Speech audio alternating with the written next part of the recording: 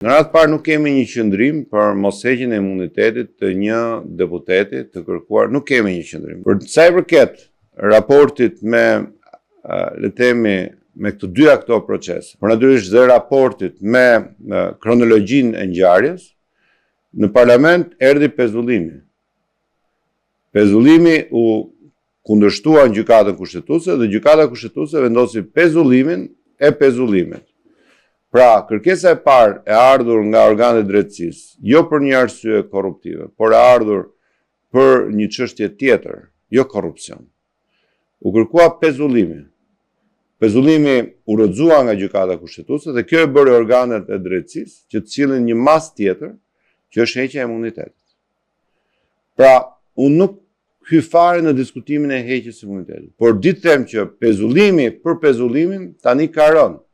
Pra, organet e drejtësisë vazhdojnë hetimin dhe atë çfarë kishin objektiv parsor, pra mos qenin në detyrë të funksionarit institucional për të ndikuar në dëshmitar dhe për të ndikuar në manipulimin e provave, nuk është më në detyrë fal vendimit gjykatës kushtetuese për vendosjen e pezullimit të funksionarit publik. Pra, të dy çështjet janë të lidhura jo nga konteksti, po janë të lidhura nga rrjedha e kërkesave, janë të lidhura nga kronologjia juridike e çështjeve, janë të lidhura edhe nga, le të themi, qëllimi që kanë pasur për të realizuar.